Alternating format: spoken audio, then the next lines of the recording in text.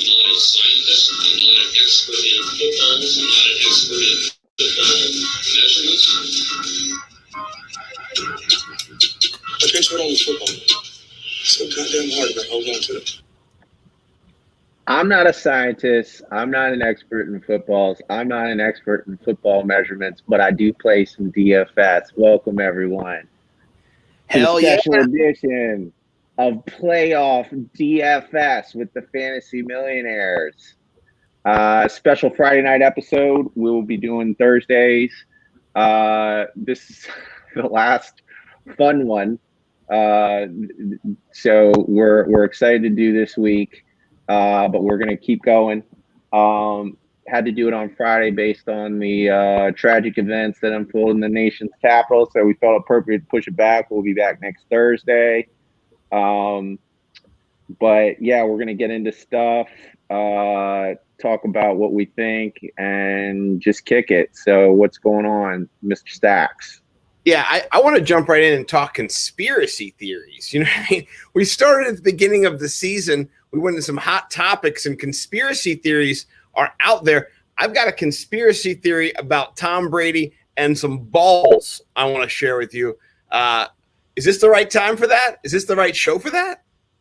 I do not. Yeah. What did you got? You got fresh conspiracy theories? Oh, and I didn't say fresh. No. Oh, okay. I just thought we were going to play it again. Were we going to get another talk about balls game? And Tom Brady? I thought of an opportunity to put balls in Tom Brady's hands, kind of withered and old, kind of shriveling up. You know, I'm excited, honestly, that we can move away from all that stuff. To be frank with you, I had my musings on social media, like many people did. It's not the best time for the empire, but I'm glad to be here right now in the context of being with my best friend, with friends on Twitter, people I care about. I'm not trying to overlook or negate or ignore what happened down in the nation's capital. We live right in the nation's capital. We were impacted by this personally, but we do want to get back to what we care about a lot, and that is DFS. It's fantasy football. You got 6 games this weekend. It is a dream come true. The extra team in each division has made it so there are 6 games instead of 4. That's a 50% increase in games for Wild Card Weekend. I'm going to be watching football on Saturday and Sunday from 1 o'clock until 12:30 or 1:30 or 11:30, 12 o'clock, both freaking days. I'm so excited. Yeah. I have to set my lineups. So we're here tonight to get into stuff. I have not set my lineups yet. So clock is ticking. You know, we're T minus 14 hours and 15 hours. I think it's 1:05. So gotta gear in, gotta win that dough, win that bread, become a fantasy millionaire. What slates are you going after? Like, are you gonna do cash? Are you gonna go GPP? What are you after this weekend? You know, I've been doing a bit of both recently. I was talking to Bo McBigtime. Shout out my guy, Bo _McBigtime over there at Nimble W Numbers and at hotboxbatch.com. I love now cash games. Like, I am the GPP guy. I won my money this year playing GPP, but I'm getting into cash. I really am. I beat my man Pete Overzet last week. Shout out Pete Overzet. Hell of a game, bro. He scored 189.5 points against me. I mean, that's a hell of a lineup right there. But I zigged and zagged, and I Jerry Judy'd my way to 213 plus. So at the end, it wasn't even close, you know. But at one point, I was at 190. He was down by half a point. I was shitting myself, dude. I couldn't believe it. Next thing you know, Jerry Judy, 92-yard touchdown. Sorry, Pete. I took your money. Here's an open invitation, Pete. I got a show called the DFS Money Shot. Anytime you want to come back on there, play me, rerun it. I got 100 bones. Says I take another 100 bones from you. I'm not going to be last year. I think it was your Josh Hermmeyer. I'm not going to be your Herms, man. I'm going to be Scott. I'm going to take your money. So keep playing with me, though. I'm good at cash now. I got Bo the Guru behind me. That guy is a beast. 88% cash winning percentage this year. So, this is what we love over at Nimble W Numbers. The Fantasy Millionaires all year have been focusing on redraft. We've been getting you in your leagues, trying to get you win that championship. I got one. You got a couple of seconds. Shout out. the Crab Cake Invitational. We had Denny Carter in there. We had Jeff Lambert. We had Jason Sarney, Matt Hicks, our champion, in there. Joe Bond, a bunch of great folks in there. You got second, man. And if it wasn't for the Kamara, situation, you probably had a good shot at getting the championship. So that's what we've been doing. But now over at Nimble, I've been doing DFS the whole time. And so I'm excited to bring kind of both of my worlds together. And we're going to DFS money make it the rest of the way. We got 3 good, strong weeks to make some money. Super Bowl, it's a little bit much, but we can make some money in the next 3 weeks. I won almost $400 last week playing cash. Let's get it. Let's get it this week. We got some things we want to get into. Well, what about you, man? Where are you at right now? How are you doing? Shout out to Brad. What's up? I'm I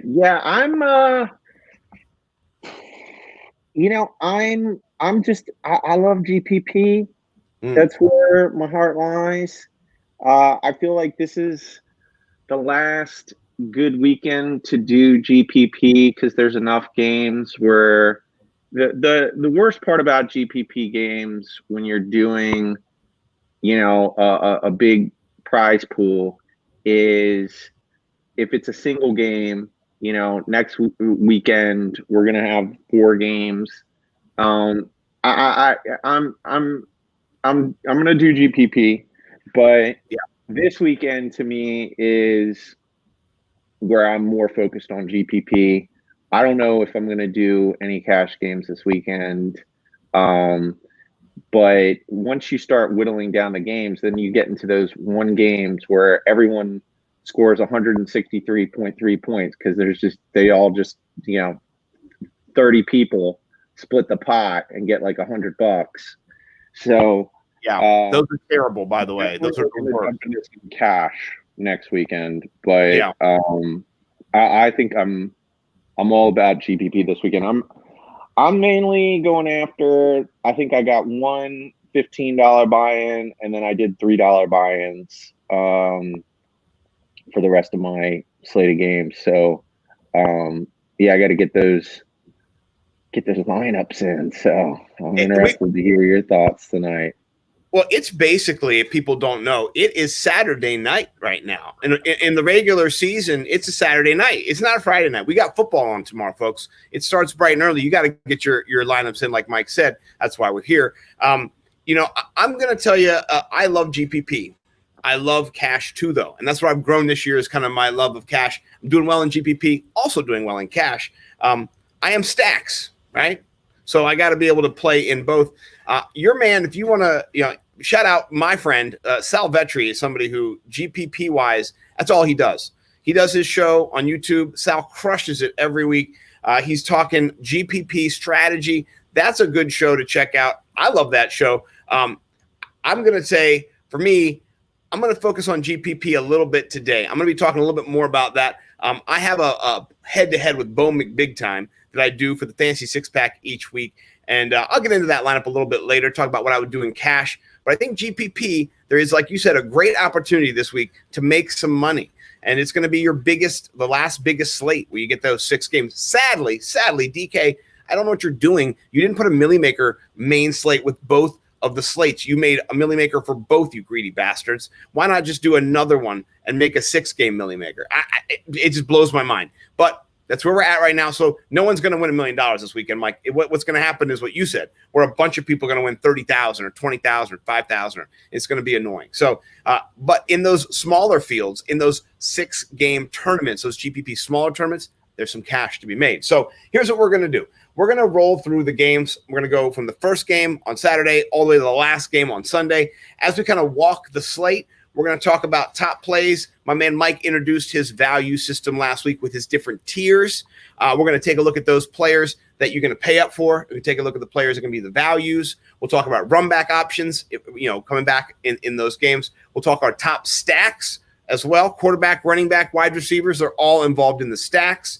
We'll talk about ownership percentage when it comes to, we'll use the Occupy Fantasy tool for my friends over there. We'll get into our power rankings and who we think is going to win this week as well. And we'll end with 3 tweets. I've got a shocker. I'm excited to kick things off. So let's talk about the first game tomorrow, 1:00, kicking things off.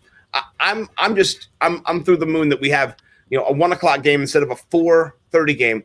Who do you like in the first game tomorrow? Indy at Buffalo. I can pull the lineup here. It is the second highest game on the slate. It's going to be a game that has a lot of players in play for me personally. As it should be. So when you're trying to pick the right players, you have to look at correlation. Vegas has this game going over 50 points. One wide receiver is going to affect another wide receiver and so on, and this game in particular, you have the quarterback of the weekend. So Josh Allen, his starting price is 7,500.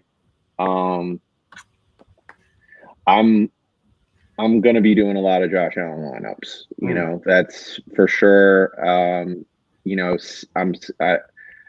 can you not stack him with Stephon Diggs? It's a pricey proposition. Stephon Diggs is even more expensive than Josh Allen. So you have 7,700 for Diggs and then 7,500 for Allen. Beyond that, I'm interested to hear what you say. To me, the running back of the weekend is Jonathan Taylor. So I'm going to be building a lot of lineups with Jonathan Taylor at 7,900. I think he's my running back for this weekend. Bills D has been getting better, but that's their weakness. And this is the only way the Colts are going to win this game is if they run the ball and control the clock. So, and it's a really good matchup for him. And they're going to feed him the rock. So those are my three players.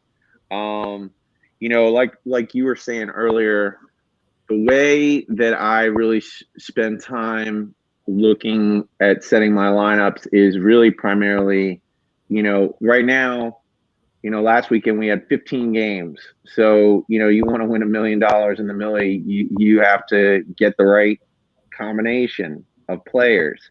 And this weekend it's only 6,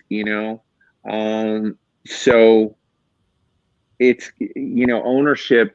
I'm interested to hear what you think. I just don't think that's going to be as big of a deal because you're going to have to pick the studs. But Stephon Diggs and Josh Allen and Jonathan Taylor, I think they're going to be heavily owned, and I'm going to be right there with people heavily owning them. So, yeah. No, I'm pulling up the Occupy Fantasy tool, folks who are joining me right now on Periscope or YouTube. This is a paid tool that I use from Occupy Fantasy. I think they're great. I really enjoy it. What helps me do is to be able to actually parse that information. So, yeah, our boys Stephon Diggs and Josh Allen are owned at a 71 and a 57% clip, respectively, with Stephon Diggs getting just ridiculous amounts of ownership. So if you're in a tournament and Stephon Diggs is owned by 71% of the people, you're not gaining any leverage. You hear that word leverage. What leverage means, for the layman, is that you are the same. There's nothing to pry you up, and there's a chance you go down as well. I think Stephon Diggs is one of my top 3 wide receivers. He's not my top value, but he's one of my top 3 wide receivers. I think he'll finish in the top 3 this week in points. I think you pay for those points. I know in cash, he's a must. You got to have him in your cash games. A tournament, I think I'm going to be pivoting this week. If I'm going to be stacking Josh Allen, I'm going to be going with John Brown because he's not going to be as heavily owned. He came back last week and he played well. And so, looking at the data here, let me go back and just pull their team data. So go to Buffalo. John Brown is only 15% owned. Man, that's a big number if we're talking a large GPP, 12-game, 13-game slate. That's a high number. In this situation, it is not as high a number. I do like John Brown. We also have the darling, Isaiah McKenzie from last week who popped off 3 touchdowns. Bo McBigtime called that. Shout out Bo McBigtime. But what do you think about any pay down options if you're kind of looking for that boom, cheaper boom? With John Brown, he's $3,000 cheaper than Stephon Diggs. Yeah. I hate John Brown's matchup this weekend. So he's somebody that I'm not putting him in any lineups. I don't. The thing is with Josh Allen, you never know. And he is a speedster, but he is drawing coverage from Xavier Rhodes. Yeah. So I'm nervous about that matchup. Yeah, I mean, we talked. You alluded to it also with the my tier system. I really sort of build it around wide receivers. There's tier 1, tier 2, tier 3. Tier 1 is like 6,200 and above. And then you got, tier 2, kind of that mid range in between there. And then tier 3 to me is below 5,000. So John Brown's 4,700. He's tier 3. That's how you're going to win. And you have to you have to throw some tier 3 guys into lineups and hope that those guys do what Isaiah McKenzie did last week. When we were hanging out, just going nuts together, watching that dude just move all around the football field like a character in a video game. He was just he was on cheat code mode. So I don't really besides studs, there's nobody that I'm that interested in, so Cole Beasley is in the conversation. Well, he might not play. So that is, right. If he doesn't play, that gives Isaiah McKenzie a little bit of a bump. If he does play, he's not going to be owned hardly at all. So he could be a sneaky play for sure. Yeah. No, I like that. I think that's a good way to think about it. For me in this game, I really do think that Josh Allen is the best value that you're going to get at the position. Him and Lamar Jackson have the biggest ceilings this week. I think that either one of those guys could be and will be the number one QB, the scoring QB. They're priced $300 apart, which is not that big of a deal. What you really want to match up and what's going to win you money this weekend is going to be pairing and stacking those. We'll get a little bit more into the stacks later in the show. We have a whole segment on it, but I do think that is where the money is going to be made. It's going to be a John Brown or a Cole Beasley or some other stack with Allen, or maybe it's just Allen naked. Maybe Allen rushes for 2 touchdowns, throws to Dawson Knox for 1, and no one is getting a huge bump at the wide receiver position. But Josh Allen is going to be in probably at least half my lineups for sure. But running it back, I do like Nyheim Hines. The game script for me, I do see more passing work. I do see Phillip Rivers in that scramble mode. I know Jonathan Taylor will get check down passes as well. He's involved in the passing game too, but he can't be on the field all of the time. So, for $3,200 less, I do like Nyheim Hines this week. And here's what you have to do. You have to, if you're going to go into and you're going to play Derrick Henry or Jonathan Taylor almost, because you can't play both of them and then have Diggs and then another good wide receiver in there and then have Josh Allen or Lamar or a good quarterback. So you're going to have to really be judicious with how you play those players. I do like the Derrick Henry in cash. I like the Derrick Henry, Nyheim Hines, running back. We have a really pay up and a real pay down. But if I'm going to be in a GPP, I think I'm going to be kind of going back and forth, either having JT or having Derrick Henry in there because they're the 2 biggest smash options at the running back position. Right. So yeah, me too. Yeah. So all right, let's jump to the next game. Let's pull up here ESPN. Game number 2 is my least favorite game. The lowest total on the slate. The Rams got nothing for you, bro. There's not one. I'm not interested in any of the players playing. Yeah. And we can look at the ownership just to kind of see where everybody's at. But I don't have any players and maybe that's a blind spot on my part. But right now I have no players from any of these games. Chris Carson is a consideration. He's down. He's a little cheaper than he normally is. But still, I'm a little hesitant. They've scored 39 points and 29 points in the 2 games that they've played this year. I see both defenses as great plays, actually. But yeah, Seattle D is maybe intriguing out of all of them. You know, I mean the Seattle offense has just been swooning the second half of the season. So now you're, you know, I mean, if this was week 6 or something, I'd be like, oh, you got to talk about DK Metcalf, but you have Jalen Ramsey on DK Metcalf this weekend. So I'm not really that interested, you know. David Moore gets Darius Williams, an even better cornerback, maybe, you know. So no tier 3 David Moore for me. And then you have Tyler Lockett, just the most irritating player.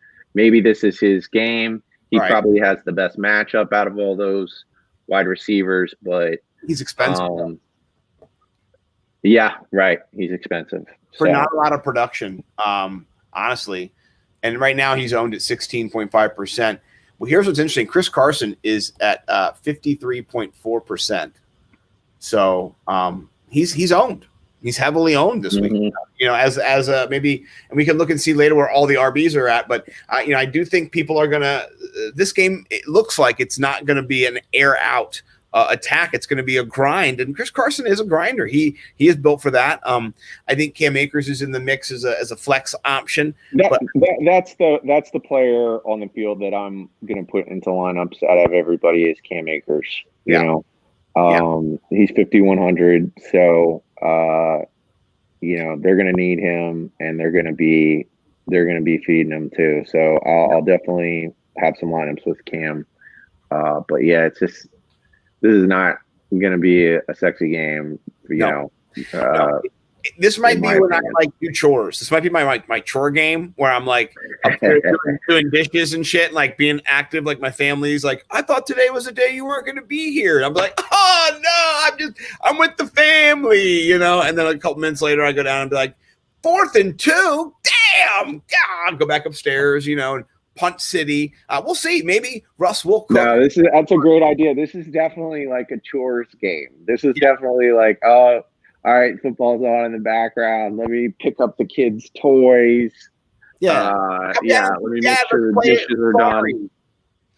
Yeah. You know? That's kind of how I feel. That's a good idea. You're helping me schedule, you know, because we got some good football on tomorrow. We got a lot of football popping, dude. We're gonna be on from 1:05 to 11:30 or something. It's gonna be heaven, man. My wife just is beside herself with sadness and sorrow that she picked me apparently to be married to because I'm a football lover, and she's like, what are you doing this weekend? I'm like, watching football. She's like, I don't know. You got to get her into DFS, man. You got to let her get a taste of the, you know, get bit by the bug.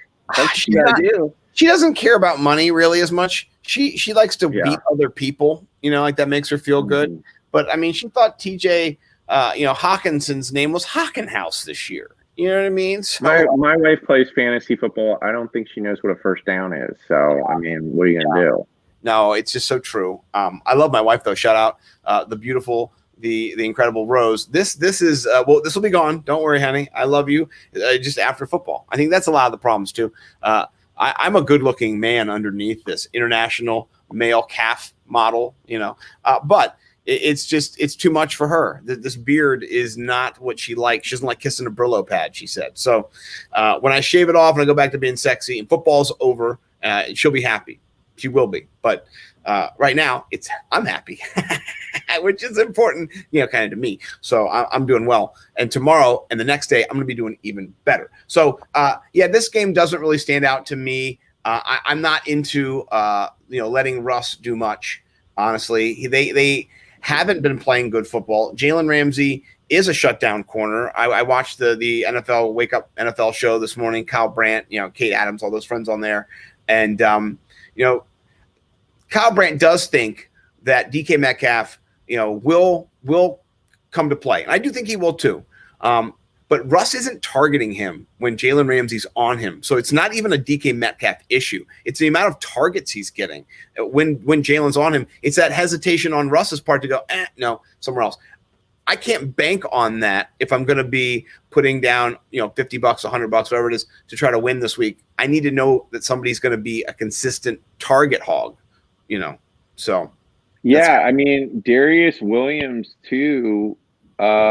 He's might be, he's right on that same level. I mean, these are the best cornerbacks playing tomorrow are on the same team. I mean, that is a nasty set. So, yeah, I'm not. I don't know what's Tyler Lockett's price. It's like he's too pricey. I can't do it. $6,900. Ridiculous. It's not. Right. It's not that's a tier one. You need your tier one guy to just go off. And you spend a lot of money on them. So yeah, and honestly, if you're looking at the player who has the greater potential to go off, it's DK Metcalf. I mean, not with the matchup withstanding, but just who is the better player right now? Right. It's DK Metcalf, and so he's rostered 23% of the lineups right now on DraftKings. So people are playing him, but you could tell compared to Stephon Diggs, that was a 70% ownership, 75%, whatever it was. This is significantly underneath that level. So, and looking at the Rams, I don't want any of them. Actually, I'm not going to lie to you. I did something gross against Bo. I put Tyler Higbee at 3,400 in there. He's been getting targets. I don't know if Wolford's going to play. I don't know if our guy Goff's going to come back from the dead. But whoever's throwing the ball will not be throwing it downfield very far. And I'm looking for maybe a suck out on Higbee, but that's just gross. And I had to do that because Bo's so good. I had to pay up at other positions, and that was all I could do. Or go McKenzie, which I didn't want to do. So. Yeah. That guy Walford, he was really mobile too, and he, to me, whenever I see a quarterback like that, I think it produces a result where there's going to be, there's a correlation between his mobility and the success of the run game. So Cam Akers to me is the one I want there. Yeah. No, I agree. And I could just see this game being one of those slog games that we've talked about, where they don't score over 30 points. You want high-scoring games on the slate. I mean, who cares if these are your teams? Who cares if you love the Seahawks? I want the players who have the least resistant path to points. And this is a game of contention, man. This is a contended points game. Not that they can't get the points, but I'm looking for kind of easy points. I don't want to work for my points, honestly. All right, well, let's jump to the last game on Saturday. One for us that's right in our backyard here at the Washington Football Team Stadium in Landover, Maryland, not in Washington, D.C. We've been down there to FedEx Field. It's a dump. It's a shithole of a stadium. The field's terrible. I'm sure they'll make this field even more terrible for Tommy Boy. It's going to hurt Alex Smith probably too. This game, it's going to be cold. It's going to be gross. I know that Tom Brady's played in weather like this before. What do you think about this game? The Tampa Bay Bucks, let me look and see how much they're favored by. Let me pull up my data tool here. My mouse will work again. Yeah, it works again. Yeah, the Bucks right now, it opened at 27 and Washington at 19.5. Yeah. And Washington bet down. Yeah, this is a game where Washington has such a good defense that I'm really excited to watch this game. Tom Brady historically has struggled when there is, a supreme edge rush, and we have Montez Sweat and Chase Young and Jonathan Allen, Deron Payne. We are a formidable rushing passing attack. So to me, I like the slot receiver in this game for Tom Brady. I expect him. He's been great at getting the ball out. I think they win this game. To me, the Washington defense at 2,400 is I want to know what other defenses you're on, because that's the defense I want, because I can see a situation where they get to them, they put pressure on them, they cause a turnover, and you get some sacks. 2,400. What's your little formula? You're basically trying to get 6 points out of your defense. Yeah. So I expect the game to be that there's going to be some big plays. Yeah. And I think the Washington defense will have. I think it's the worst team for him to play in the first round. Yeah. But Chris Godwin versus Jimmy Moreland, to me, he's a tier 1 guy, 7,000. He's the guy I want. I'm going to be building probably a lot of lineups. I'm going to need Chris Godwin to hit this weekend. Yeah. So I think that the way that they're going to get rid of the ball, Antonio Brown, he's Antonio Brown again. Yeah. But he draws Ronald Darby, who he's our best corner, and he's good. So, it just depends on how they move him around the field and stuff. I just think there's going to be a lot. I think Tom Brady has taken over that offense, and they are now running plays right out of the Patriots playbook, where they're going to do a lot of little, comeback bubble screen plays where he can get the ball out quick. And so to me, I look at Chris Godwin as the one that's going to have the big day. You never know with Antonio Brown. I'm fading him personally, just because he's a corner. But I also like Ronald Jones at 5,500. I think if you're going to beat the Washington football team, I do think that's going to be the way that they win the game. Is there's going to be, they're just going to run a boilerplate, running on first and second down type offense a bunch. Yeah. So we've seen with him, he's explosive, and there's always that potential that he could just break one. And I think that, if he gets loose, he could get a big one on the team. Yeah, his ownership right now is only 31%, but surprisingly, it's ahead of Godwin's at 28.9%. Excuse me, I need to move my gerbil wheel. These sons of bitches will not stop running on it, and it's bothering me. So give me 5 seconds. Hey, guys. Who? Is that Coco? It's Cappuccino. It was Cappuccino. Yeah, peel back the curtain here. I live in the basement with gerbils. I don't actually live here, but this is my office for work, my office for fantasy. It's where I hang out, watch TV, live, and chill. My daughter got 2 gerbils for her birthday in the summer, and immediately she started touching them, grabbing them, picking them up. They started biting her. And the gerbils don't want to be touched. They're not guinea pigs, they're not hamsters, they're not bunnies or dogs. They're mice from the Middle East that run around, and they're just like, they're mice, they're like black rats, little tiny rats, and they're cool. Are they related to capybaras? No. Capybaras are a whole different line. That's a whole different genre. But anyway, I'm down here, and they love to run on their wheel, and they're running up against the glass that is keeping them. They move their wheel around. It's a mobile wheel. They can kind of go where they want.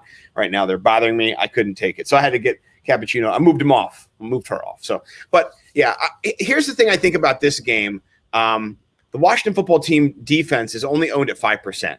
That's just a leverage point. You're paying down. I wrote for the Fantasy Six Pack. I thought there's definitely an opportunity for a turnover or 2. And out of Tom Brady and Philip Rivers are the 2 old men that are playing this weekend, playing tomorrow. Actually, they've got they got one less day of rest this week. They're both old. I'm not saying they suck. They're not. They're great. They're both, Tom Brady's Hall of Famer, best quarterback ever. Philip Rivers might just sneak in because he's got 87 kids to feed and, whatever. But they're both primed for a pick six this week. I would not be surprised if either one of them doesn't give up a pick six. But like you said, Tom probably knows that, and they're probably going to sculpt the playbook a little bit, shorten the playbook, not do as many, But who knows? Who knows? With Chase Young in your face, have a taste. You never know what Tom can do. And he's looked vulnerable this year when he has been pressured. Incredibly, though, he is only been sacked 22 times. His line has been the fourth best against sacks this year. But they haven't faced a defense like the Washington football teams yet either, though. That's been this prolific on the edges. Maybe if they let us have Jason Pierre-Paul, then most of their players, by the way, I think on defense, I think that the Bucs D is a good play this week. They are going to crush Alex Smith. He's like he's going to get sacked a bunch this week.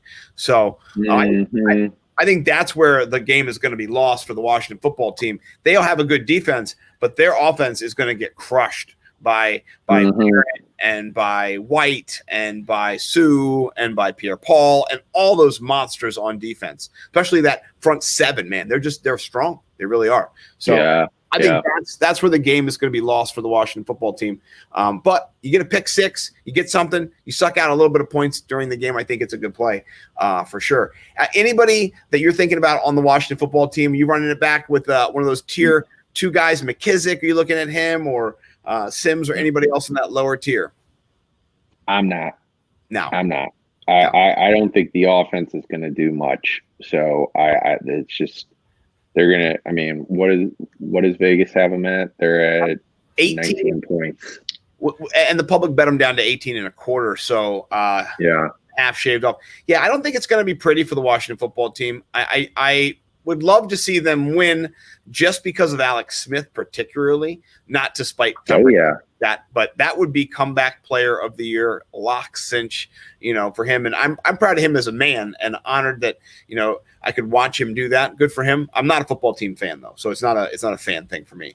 But I know that you would be, so I respect your fandom, and I'm not going to hate on it. I'll be cheering for you and my daughter. I'm going to be somehow rooting for them while I'm rooting for Chris Godwin and Ronald Jones.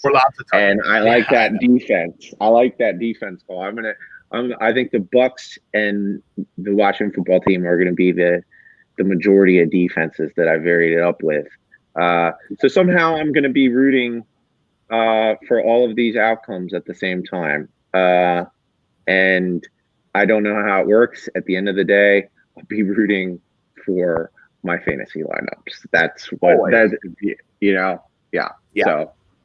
Yeah, well, the other defenses, I put them up on the screen here. We have a 33% is the highest for the Rams against Russell Wilson. That is stupid.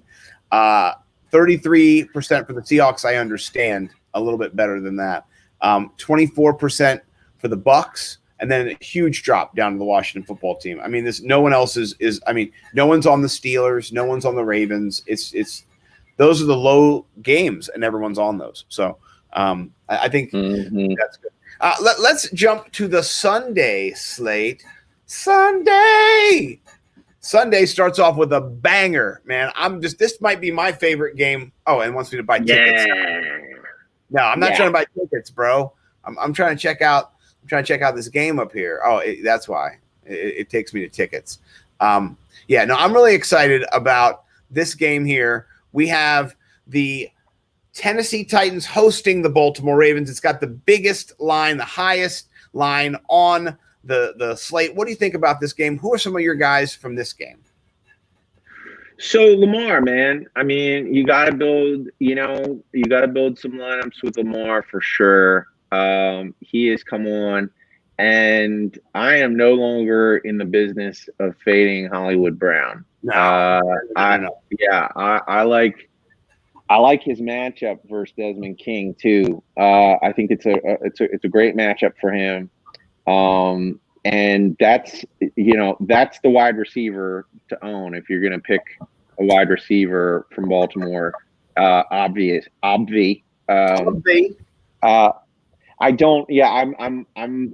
kind of, I'm on the fence with fading Mark Andrews. The price for tight ends, it's like, it's not like he's a Kelsey or Waller where you're guaranteed. just, return on that, price point. So I'm really looking at Lamar and Hollywood. And then,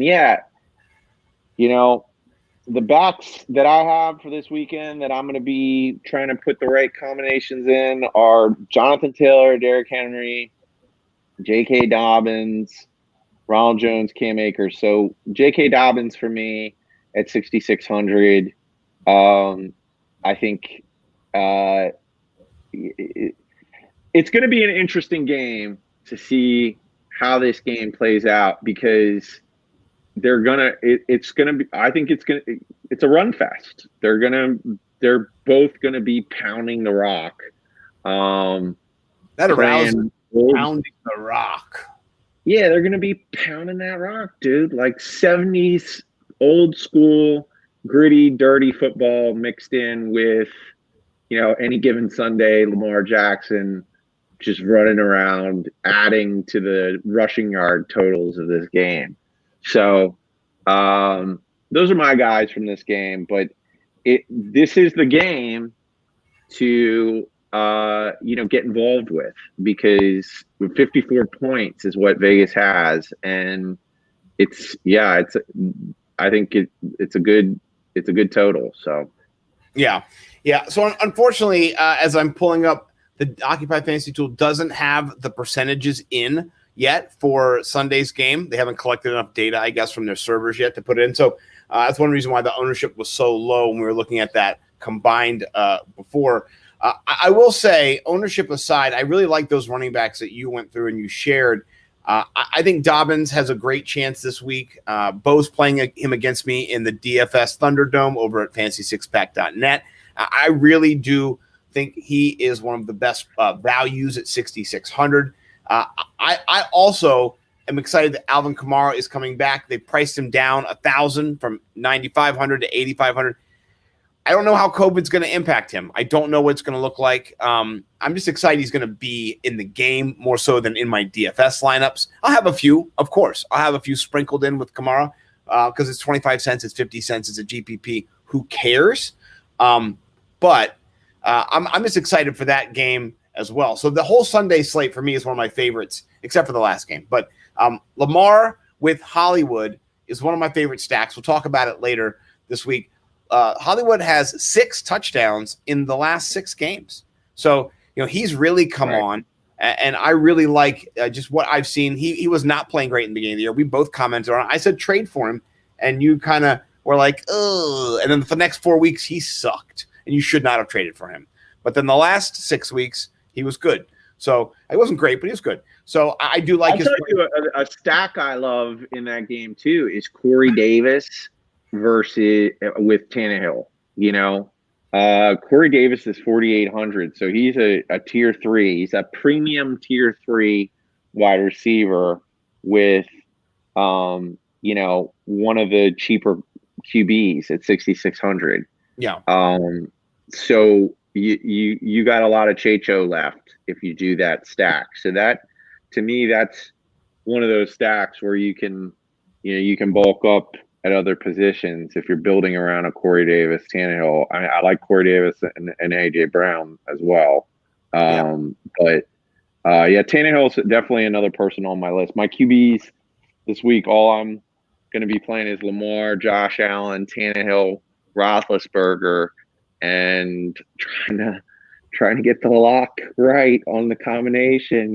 I'm only doing one $15 game, but trying to get that 100K, dude, just trying to put the right little numbers, I mean, it's so hard in GPP, man. Like last weekend, I think I had maybe a 50-cent league, or maybe it was for couple dollars, got 220 points, 225 points, and won like $6, so you gotta get that combination correct, But Tannehill would be one of the people. Well, if you had that $15 lineup with that 220 point score, you would have probably won that tournament because you don't have as many people in it with that. But I mean, I don't know. I'm just saying. Right. That was like Yeah, like a 300,000 pool or whatever. So yeah, no, exactly.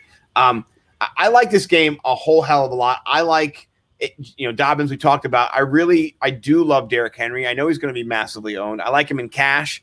Maybe not as much in tournaments. In tournaments, he's a little bit overpriced. But his yards per carry last time he played them in week 11 were over 5 yards per carry. They didn't give him as many carries, but he still got a touchdown. And they beat the Ravens pretty, by 30-24. So they weren't dominant, but the game script I think is going to be a little bit different this time around. I'm favoring the Ravens actually to win this game because the Titans defense is terrible. And so I do see Derrick Henry being a little bit more mitigated. I think he gets in the 20s. I don't think he gets 47 or any crazy number like that. I think he gets 100 yards. I think he probably 21, 22 3-points. So cash, he's solid there. But I'm going to kind of fade him in GPP tournaments myself. And not I hear you, man. But in some right. I mean, he's somebody that the price is so high that he's not going to be in the bulk of my lineup, so I'll definitely build around him. But yeah, when we do, instead of power ranking, so we'll go through at the end, let's do our predictions. Let's call the game. Yes. So we'll do that after we finish up the next couple games. I like that. And I was also going to bring in the line because, we like to gamble. So I was going to introduce those lines. We can talk about them. Let's jump down to one of my next favorite games, the Drew Brees playoff push to the Super Bowl. I can't wait for all the commentators to talk about it. It's my favorite thing. This could be Drew Brees' last year. I just got to say, Troy, when he's out here today, it could be his last game. Blah, blah, blah, blah, blah. I understand. We all get it. All right? Yeah, good for you. But I do think that they're way better than the Bears.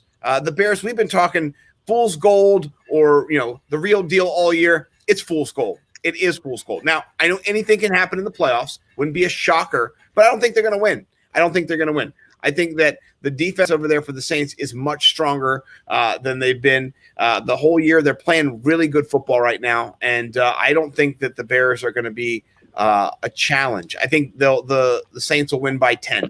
That's what I think in this game. That's just me. So I like this game. I like a $5,900 Drew Brees if I'm going to pay down for a quarterback, if I'm really looking to save money. He's an option if I'm trying to get a little bit diverse. I like Ben Roethlisberger better, by the way, at 6,100 for sure. But 5,900, Drew Brees is the cheapest quarterback that I'll play this week, and Michael Thomas 6,500. So if Michael Thomas plays at 6,500, I mean, it's not a lock or anything like that, but there is potential there to differentiate yourself. Put Michael Thomas in there. We'll see what happens. I wouldn't do that in your $15 lineup, but one of those 25-cent. 50-cent GPP plays, it's worth taking a little shot at. Particularly, for him and Breeze last year, they would be priced up a lot higher than this in this position. So you are saving some money. If you want to stack him with Kamara, you think he's going to do that, you could do that. What do you think about this game? Who are you targeting in this game? Yeah. I mean, I got a lot of people in this game. Allen Robinson, to me, as a tier 1, he's my favorite. Him and Chris Godwin, to me, Allen Robinson at 6,600 versus Marshawn Lattimore is, he's a must play. And then if you want to go all the way down in tier 3, because they're going to be losing this game, so you want these wide receivers. Anthony Miller actually is a sneaky play, I think, at 3,300. Of all the cornerbacks playing tomorrow, PJ Williams is the worst corner. And he's going to be primarily on Anthony Miller. So, I hate picking any other wide receiver besides Allen Robinson. So it's not like I'm going to be building around him, for tier 3, because it's just Allen Robinson is the one that eats on that offense. It's like picking Christian Kirk or something like that. It's like, no, the targets might not be there, but at 3,300, he's a good dart throw. And then, another good dart throw is Marquez Callaway. He's at 3,100. He'll be in the slot versus Duke Shelley, bad corner, not as bad as PJ Williams, but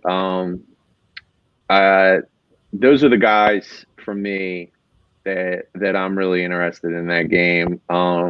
Robinson, Callaway, Anthony Miller, and then of course, you have Kamara. That's it's word on the street is he's playing. So yeah, can't not fiddle around with him and try and get the lock correct. Yeah, because that guy, whoo-wee. Yeah. Well, Allen Robinson rest too. He's had some rest. He just could get in there and go bananas again. He could. I misspoke earlier. I said Drew Brees was 5,900. I believe it says here he's 5,700. Let me check and make sure because I'm normally not wrong, but I can remember things incorrectly from time to time. So Drew Brees 57. I was wrong. Wow, look at that. Yeah, it's a new day. That saves me a little bit more money if you're going to stack them up. With Callaway, you're talking about under 800 and 8,000. I mean that's crazy. For a dark order GPP, I do like it. That's a sexy one. Yeah. That's something I could get behind. Particularly now you got cash. Now you can go get Jonathan Taylor. Yeah. Maybe Derrick Henry too, or maybe Dobbins. You could put Dobbins and Taylor in there together. Right. Right. Yeah. Maybe have Cam Akers in your flex. I think. Right. I think there's a lot of options to do. I like where your head's at, man. It's good to touch base. I looked at Callaway today, and I was like, I don't know his matchup. I didn't get a chance to look at his matchup, but I love that because he was somebody I was thinking about. Who do you like? So I have Jared Cook maybe as my number one tight end too this weekend. I have Jared Cook, Gronk, and Logan Thomas, and they're all those are the tight ends I'm going to be building around. Give me somebody that I can build a monster with, and then throw somebody in for less 3,000 or less. Yeah, who do you like? You like 3,000 or less is tricky. That's a tough. Yeah. Let me pull up the tight ends, and then I will get all of our tight ends here. And this is you want to do the whole weekend or just the Sunday? What are you thinking? Yeah, do the whole weekend because those are the only tight ends I'm keying in on. Are those three? I got Jared Cook, Gronk, and Logan Thomas. Okay, so Jared Cook. I need your help. Yeah, Jared Cook 4,600. I do Christ. I do like Jared Cook though this week. Yeah, me too. Yeah, I do like him this week. He's my number one tight end. So yeah, I let me look and see at all the tight ends this week overall. Let me move my Occupy Fantasy tool over here. Too many windows open. They're like almost a tie for me actually. I like Gronk, Cook, and Logan Thomas. Like they're my children. I like Logan Thomas. I think Jonnu Smith is the cheapest option that has upside. He's caught a touchdown in both the last two Ravens games that he's played in, and the little bit of a nug. I don't like I don't like going anywhere underneath. If you're going to totally punt, you could do Troutman, which Bo did against me, or maybe Fursker 27. Yeah, Troutman might be a good punt dude. Yeah, you want to fill up. But if you want to score points, I think Jared Cook is going to be top. I actually like Austin Hooper a little bit this week as a sneaky play. He's been coming on strong. I'm hoping his DraftKings preview here, and we'll take a look at it. It's not completely terrible, and he has. Let's pull him up here. His game log. His last games, he has scored 9, 10, 8, 12, 6, 11, 11, 10, 11. Pretty safe. Yeah. Oh, I'm sorry. I'm looking at his average over here. Sorry, this is even better. 13.7, 14.1, 15.1. Those are his last 3 games. So right. I'm sorry. I was looking at his average. Yeah. But this is his fantasy points over here. And that's good. I like that. So he's somebody who I've got a few lineups as well. you know, that's just kind of, those are the two guys I'm going with that are cheaper. But if I'm paying up, my top pay up is Jared Cook this week. He's the top tier for me in that section as well. I picked him last week as one of my plays as well in the fantasy6pack.net priced up, priced down article, and he came through with a touchdown. Big fan of his coming down the stretch. He's a gamer, man. He really is. So I like JJ Air Hornet. Woo, woo, woo. JJ Zacharyson. Woo, woo, woo. Yeah. So word to Big Bird. Since we're in this game kind of already, what do you think about this game? What do you think about or is there any players left to toss about in the Chicago game? I thought I've kind of covered it, but I want to make sure. No, I don't have anybody else. No. Perfect. Trubisky truther this week, which I like. This game is the game I'm kind of least excited about, and on Sunday. And I'll tell you why. It's not even because I hate these teams or anything like that. It's because Stefanski is not involved in this. So other coaches aren't involved in this. I was talking to you about, or maybe Bo. I was talking to Bo actually about why can't they just wire Stefanski up in a box by himself at the stadium, and he can look down on the field like he was and just call through I don't understand why they can't do that. I don't understand why he can't be at home on Zoom looking at, I don't know, whatever it is. Somehow I feel like he should be a part of this. He's led them here, so I don't like that. Like, that bothers me as a fan. I know I'm not getting the best that both of these teams could be when the coach isn't there. So that offends my soul a little bit as a football fan. Not as a DFS fan, though. I think it creates opportunity as a DFS fan. I'm interested to hear about this game from your perspective, though. I'll let you kick it off first. Dude, so I love the wide receivers for the Steelers. I love Juju. I love Claypool. I like James Washington as a tier 3 $3,000 dart throw. Yeah. I love Big Ben at 6,100. I love Jarvis Landry in this game. 800. Yeah. Yeah. So Landry has a decent matchup. Those are my guys in this game. I can see me putting it Juju, Claypool, Washington, and even because Deontay Johnson is just continuing to me, he's got the worst matchup with his, but their secondary is in shambles, dude. So I like Big Ben really. To me, at 6,100, I think he's a smash for getting him at that price with what I think they're going to do in that game. They're going to throw the ball, and so I'm going to be keying in a lot on combinations with Ben and those receivers. Now, I like that. One thing, that's not the right one.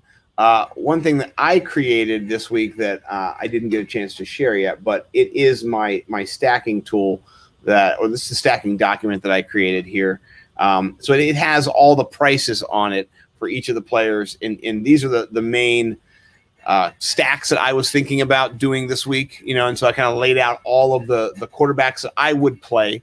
I'm not going to play Tom Brady. I'm just not going to play him.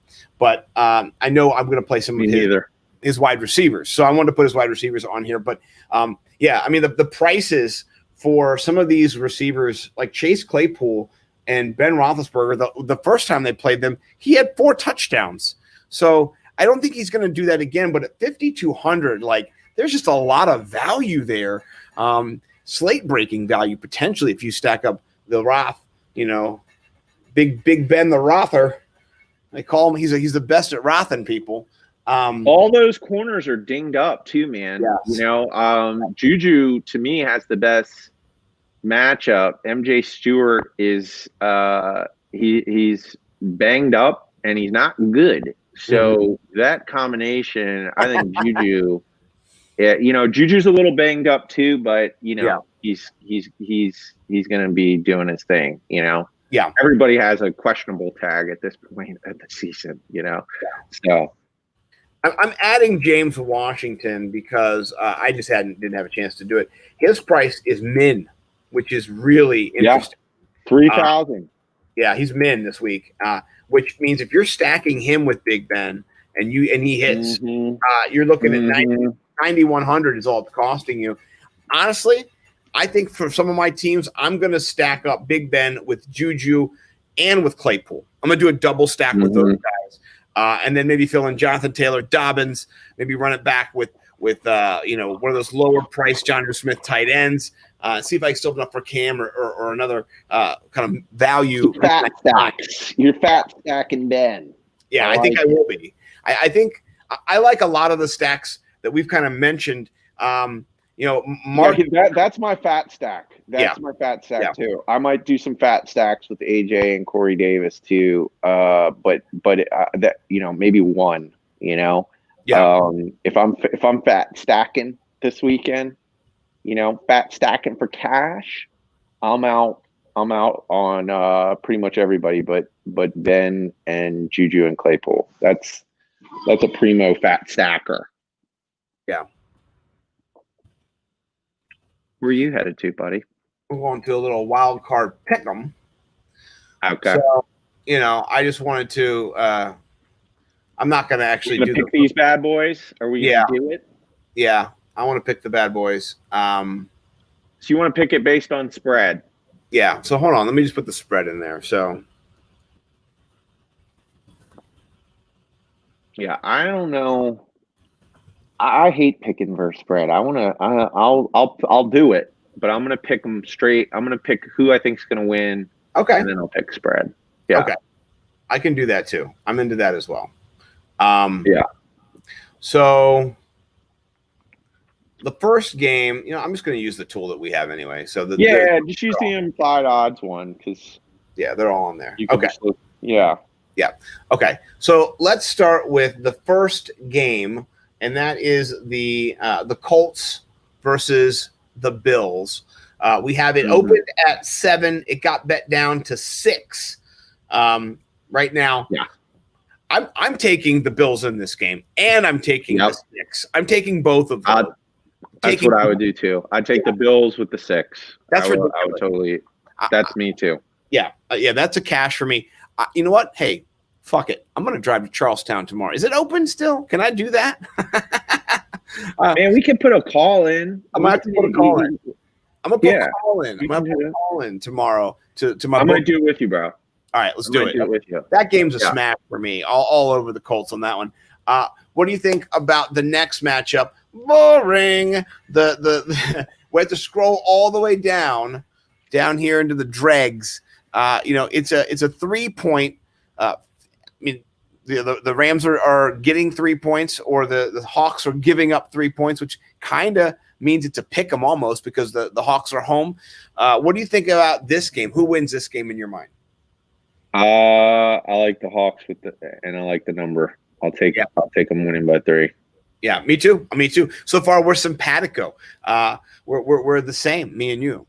So it's Spider-Man gif pointing at each other right now. So far, I don't think Seattle's been playing their best football, but without a full Rams team, I know their defense is good. I just don't think their offense is going to be able to move the ball effectively without Goff. If Goff plays, I can't see Russell Wilson losing in the first round. Like that's just he's still Russell Wilson. I mean, he's just not going to let it happen. I mean, he puts his fingerprints on every game he's in. I don't see them losing this game. Yeah. No, I'm with you on that. What about the next game? The Washington football team hosting the Tampa Bay Buccaneers. They're giving up 7.5. Is where I think it started. Now maybe it's at 8. So I like the Bucks, but I don't like the points. If I was going to do the points, I think I would bet against them if I'm not going straight up. I can see this game being ugly, dirty.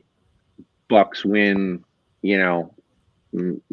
by what's the spread at? It's 8. Yeah, I could see him winning by 7. 7. Yeah. Now, I'm going to take the Bucks and the points on this one, but I could be wrong for sure. I could be wrong for sure, but I'm going to lean. I think what I'm going to do is I'm going to do myself a little, little parlay, as they say. I'm going to parlay all the games, pick all the home teams except for the Washington football team in this Saturday slate. And then I'm going to pick all 6 games in my parlay. I'm going to do like a $50 parlay and just see what happens, because I don't mind tossing money around. I got nothing. I got no money anyway. Let's talk about game numero uno, the biggest game on the slate, 54.5 implied points, 3.5 total right now. Ravens are favored. They're going to Tennessee. I know there's no fans, but you're still a road team. You just got to travel in the COVID era. So it's still a lot of things you got to get through and do. A little easier to wake up in your own bed on a playoff day. What do you think about this game in particular? And then after that, we can talk about the number. But I care about the game a little bit more. What do you think is going to happen in this game? Man, this is one where I'm just on the fence. I don't have a strong feeling, man. If I'm going off of recency bias, the Ravens look really good. I'm so glad the Titans made it to the playoffs so I could see this game. I've been thinking that the Titans were going to kick it into another gear, but then you see them struggling with the Texans. Although, Deshaun Watson, he's so good that,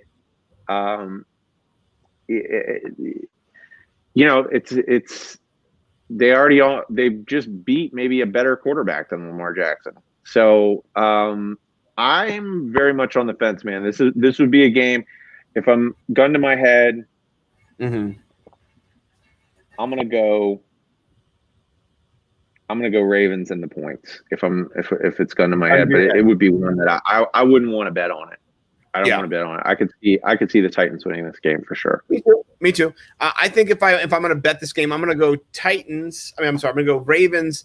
But that hook, I'm going to go Titans on that because I think the Ravens win by 3. I think it's a close game. It could be an overtime game. It could be a field goal at the end. Win by 3. You still cover. You still got that hook to help you get that win with the Titans. So that's where I'm leaning. But this is my favorite game. I can't wait to see this game and the Colts game with the Bills. I'm just like, show me the money. Show me the money. Mm-hmm. Lots of money in these games. So I'm really excited about these. And then we have the mid game here. It's got a lower total than some of the other games. I got to scroll down here to see the Bears and the Saints. The Saints have 29 implied total. That's pretty big. They're at minus 10.5. 10.5.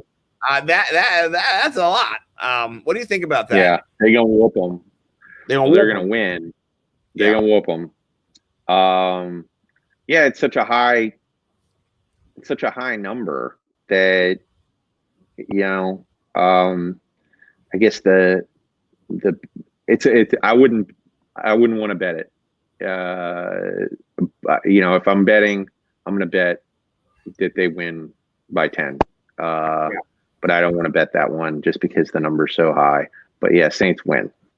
The Saints beat the Bears this year 26-23. I believe it was in what week was that? Week number 8. And week 8. And so Drew Brees, I think, was available. He did play in that game.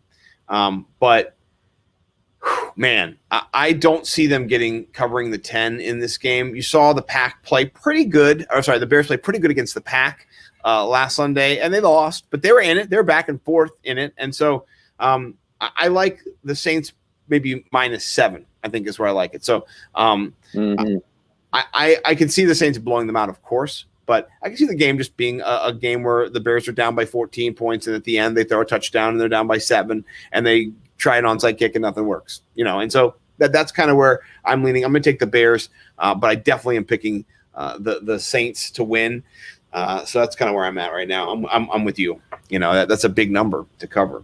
So we'll see. The Saints. I mean, this is the thing too. We thought they were going to crush Minneapolis a couple years ago, and they lost twice to them. It's just you don't know. Playoff football is a little bit different. I think Drew Brees wins, but I don't think I don't think it's just a bum shellacking. You've convinced me. You've convinced me. I would take the number. The Bears getting those points. You win. I like it.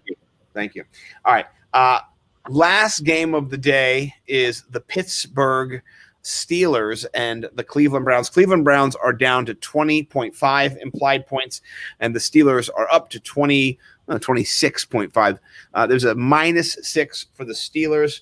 Who you got, and why are you betting all your money on the Steelers this weekend? Steelers with the points. They win by a touchdown at least. So I'm all about the Steelers. Yeah. Yep. Yeah. So Bo just jumped in. He says, I like you guys. I like you too, Mr. Bo. I'm not sure when you jumped in, but yeah, Bo's our kind of guy. I do have to tell you, folks, this is my first show of tonight. I've got another show in a little bit, probably around 11:30. I'll be going on with Bo McBigtime, and we're going to do a new DFS slate show. Me and Bo. You're welcome to tune in. It's going to be stick around. It's going to be called Chalk Blocked, and we're really excited. We're talking a little DFS. That's a Bo McBigtime original. Chalk Block with Bo and Scott, and we'll put all that chalk all over your block. So I'm excited about it. It's going to be fun. And shout out Bo for pushing to do it. So time to get chalky. Yeah, I love it. Well, we've kind of run through what we think is going to happen and how it's going to happen. You ready to do a little bit of 3 tweets? 3 tweets me, baby. 3 tweets. Okay. I'll start off with a little 3 tweets. And I do have the tweeters up. I do have the tweeters up here. And this is the massive tweeter universe that we're all in here. I'm going to scroll to something that you sent me. I'm not going to take any credit for this, honestly, just because you're the one who sent me this. It was from Josh Brolin on Instagram. He's the actor. He sent this out. This is a story, a part of a story about one of the MAGAs who went into the Capitol, who stormed the Bastille, who thought they were storming, the French Revolution was starting here in America, and just a harrowing tale, shocking, actually. And I thought it would be a good read here. So I'm going to read it. I'm going to read it in my best teacher voice with inflection and meaning and pause. Shout out our old pastor who used to do this kind of stuff with the Bible and manipulate people with his voice. So here we go. Get ready for a good tale, everyone. Yes, here we go. Crazy ass. The first sentence is alluding to a picture that is not in the frame, but just know there was a picture of him with guns that he was on social media somewhere. So here's what it says. He did not bring any of the guns pictured here with him into the building, but he was carrying a taser gun. Although, according to his family, he did not go to Washington to take part in any rioting, but to be a witness to history. He apparently got caught up in the moment, seeing a painting of longtime House Speaker Thomas P. Tip O'Neill. Mr. Geeson sought to steal the painting in the midst of the chaos, placing his taser between his thighs in order to reach both arms to remove the painting from the wall. He tensed his leg muscles in a manner which caused the weapon, by this time quite unfortunately aimed at his nutsack, to accidentally discharge. The muscle contractions prompted by tasing himself in the scrotum caused the weapon to remain between his legs and to repeatedly discharge at point blank range in the direction of his man pouch, ultimately causing him to go into cardiac arrest, falling limply to the marble floor of the hallowed halls of Congress, and ultimately to expire. To summarize, Mr. Geeson died as a result of a heart attack caused by tasing himself repeatedly in the balls while attempting to steal a painting of Tip O'Neill during his participation in a riot. So shout out. If this story is true, I need. Yeah, if it's true, true. It's your worst nightmare as a human being and as a man to, we're all going to die, this is a zero-sum game we're playing. We're all, going to end up being back in the earth, and I want to get buried underneath a tree and have the root. I want to grow into a tree. That's Right. it's a crazy thing that we're all involved in here. But for me, there's a lot of ways I don't want to die just for the sheer just stupid. Like there's just things you don't want to do, like weightlifting. You don't want to have a bench fall on you and you choke out because you couldn't lift the weight. There's just things as a man that they're so, oh, you look like such an absolute moron. This is the ultimate story of a horrific death that is the worst thing a man could go through. He shoots himself to death with a taser gun in the balls. Yeah. You live long enough, you see everything. This is he lived his whole life, he's got, the poor guy has the family, hopefully his mommy and his daddy are not alive to have to explain that their son died shooting himself in the balls. Right. I mean, there's so many tragic ways in which Americans have lost their lives this year. There's opiate addictions taking people out right and left. You have the great plague of coronavirus just destroying so many different people's lives, and that all of it sucks. But this could be the worst death I've ever heard of in my life. I don't think I'll ever see anything as bad as this death. I mean, it's just because there's torture. There's torture. That's worse. Right. But not self-inflicted. This is an accident. This is an accident. Like this is the combination of the most horrible things, that torture and accident death coupled, married, in the most insane event I've ever heard, if this is a true story, which according to Josh Brolin it is. Yeah, I mean, and I read this to my 9-year-old daughter, and immediately she bust out laughing, and then she was like, "That's hilarious." And then her second thought was, "That's sad." But then she went, "But he got tased in the balls until he died." I was like, his man pouch.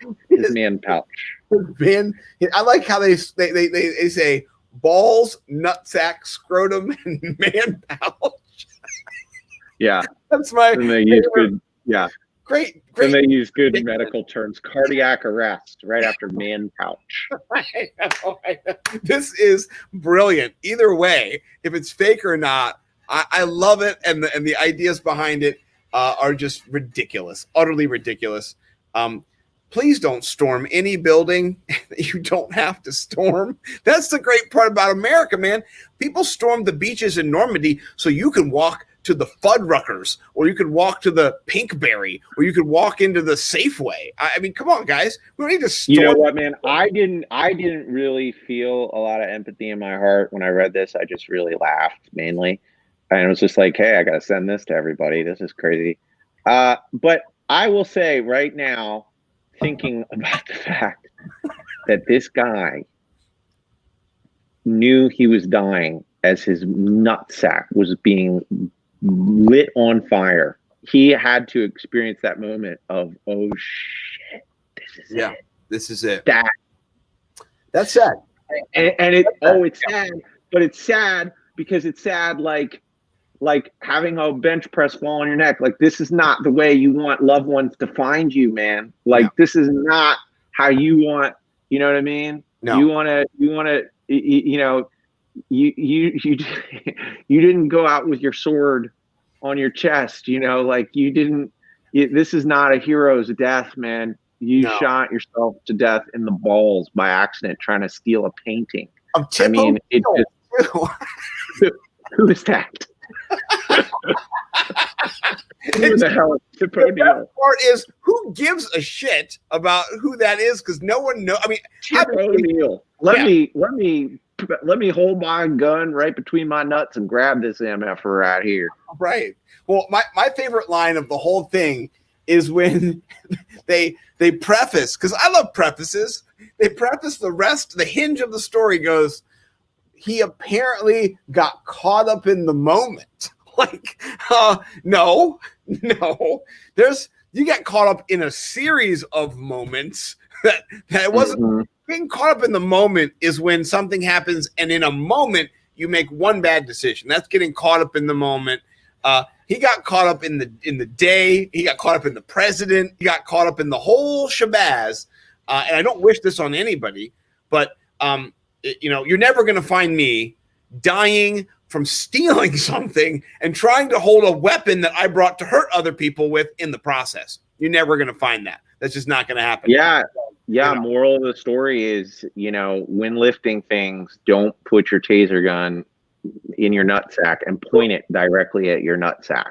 This guy should have been a podcast listener with Denny when he had the podge going. Denny did a whole episode about a group of guys who hold dicks to their guns to their dicks, and one of their leaders shot himself in the dick, and people in his group of dick gun holders were like, man, yeah, that's our guy, man, that's our leader. You know what I mean? Like, so this guy was not one of their crew. He was just a different guy who put things near his nuts. But there are, and that's why it is. It's a sad, hilarious story, because it's like, it really is sad. Like, this dude's kid lost his dad, and this kid has to tell other people how his dad died. Right. My dad died. He was the guy, he shot himself in the nuts. Like, that sucks. Yeah. That sucks. Not great. Yeah. But anyway, what about your tweet? Stealing? Yeah, stealing too. He was stealing. Right. He's a stealer. So in the moment. Look at that. All right. Pause it. Yeah. All right. So R.I.P. Tommy Lasorda dies today at age 93. I saw that. Yeah. Yeah. So I saw this. This is strictly for Scott. This is for Stax's entertainment. This is Tommy Lasorda in a game. Somehow they were mic'd up, and this is how real people talk when they're not in front of a camera. This is him going out and visiting with his pitcher on the mound. You're gonna love it. Oh, I can't wait. Okay, here we go.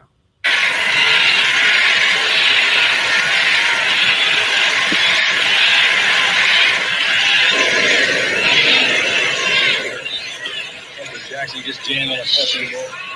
Feel good, Tommy. I don't give a shit. You feel good. There's 4 motherfucking hits up there. Fucking hit the opposite way. I don't give a fuck. Tommy, you got a left-handed hit. I strike this motherfucker. I don't give a shit, Dougie. Give a shit. Well, I may be wrong, but that's my goddamn job.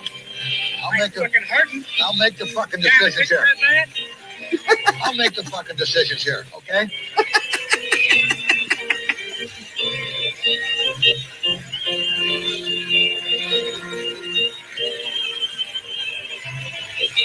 Like there were 3 runs on the fucking board yesterday. I don't give a fuck. I'll make the fucking decisions. Keep your fucking mouth shut. I told you. You talk about it in my fucking office. Yeah, I wouldn't say that. I'm just saying, talk about it inside. This is not the place to be talking about it. Okay? That's all I'm trying to say. Jump on me. Shit. Just trying to pour the fucking steam on you. That's all. That's right. It's fucking great for you to be standing out here talking to me like that. I don't give a shit, Doug. I'm the fucking manager of the fucking team. I got to make the fucking decisions. And I'll make them to the fucking best of my ability. It may be the fucking wrong decision, but I'll make it. Don't worry about it. I'll make the fucking decisions. I gave you a fucking chance to walk out here. I can't fuck around. We're down 2 games to 1. If it was yesterday, it's a different fucking story. I don't give a shit. You got 3 left-hand hitters, and they all got fucking hits on you. Rivers, Jackson, and the fucking other guy. They all got left. They all hit.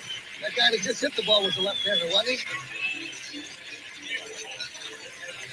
I don't give a shit whether you jammed him or not. He didn't get out. I can't let you out there in a fucking game like this. I got a fucking job to do. What's the matter with you? I love that. R.I.P. to a legend. R.I.P. to a legend. Tommy Lasorda. He goes out how we want to go out, not with ball sack shots. No. 93 years old. Hopefully he gets buried under a tree. God bless him. I think that's perfect. I don't have another tweet. That was worth 2 tweets. I got one more. I got one more. So this is also based on the events at the nation's capital. Not as funny or as entertaining as the Tommy Lasorda shtick. Here? Yes. Okay. So you saw that old lady as one of the people. This is a great meme. This is the memers just were on fire. There's a pretty common meme lately about grandmas like doing things where you don't believe them. Well, they took a grandma and they put that weird looking old lady who broke into the Capitol and they said, I broke into the Capitol today. And then it's the younger granddaughter next. I'm sure, Grandma, let's get you home. Yeah. That lady is going to be memed forever. I saw her, the first day it happened, and people were like, no chance she knows where she is right now. There's no idea. She broke out of the nursing home, man. I know. They're just putting Trump flags in anybody's hand, man. This makes me laugh. I don't want to make light of what happened completely, but I think part of processing all of this is to laugh, because it's part of life is to be somber and acknowledge things that went wrong and that are bad, and then also to laugh about some of the things that come out of it. My favorite is the Legos. Have a Lego set of the horns guy, the baked Alaska guy who's out there, and they have a Lego set. That was one of my favorites. I'll see if I can find it in my feed. The QAnon shaman. Yeah, dude. And they had the police. They had the guy carrying out the lectern. They had it all. And I said, warning. Don't buy this Lego set. I said, the Capitol Police can't stand up by themselves. Yeah. So it's just you got to laugh about this stuff, because if you're not laughing, you're getting angry, and that's not what we want to do here. We want to preserve the peace. We want love amongst all the brothers in the community, whether it's fantasy or the real community we live in. We don't want any hate. We want love. That is our mission. Spread the love, yo. 100%. Spread the love. Yeah, and spread the money. Honestly, spread the money. Make some loot. DFS this week, please make some money. If you win some money, send it my way. Last thing I have to do is, on the show, I had people subscribe to our YouTube channel, and I'm going to go check and see if we have a winner here. I'm going to announce a winner here on the chat. Let me see what we got here. It. Yeah, so I put up a tweet. Let me actually go to my tweet here, and we'll just look at it right here on the on the board here. So no offense, I'm not the best producer at all times. It's a little tricky to produce and actually see the screen. So if I can just get to my house from here, maybe I cannot. I normally can. Let me see if I can go. What's somebody about to win? They're about to win a free entry into the Millie Maker contest on either their choice Saturday or Sunday, $25. So yeah, here we go. We can go to my profile here, and here we go. All right, this is what I put up. Want to let you know we have an exciting Friday spectacular episode coming up. The 25th Amendment conspiracy theory. No, I'm kidding. We're talking DFS, the main slate. We got 6 games this week. Come join myself and the Ralph Macho Mike, 10 o'clock on Periscope and YouTube. Be there, bitches. So I put that out there, and I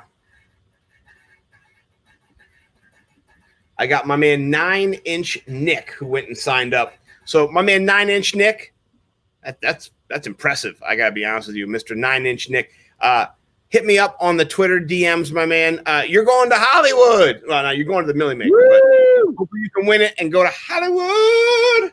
I love it. To everybody else out there, I'm gonna be back on in about 5 minutes or so. I'm already late for Bo's show with chalk blocked, but we'll be starting real soon. So stick around. We're gonna go through the main slate. If you missed it, we'll be back. Bo will be with us. Mike, I love you, brother.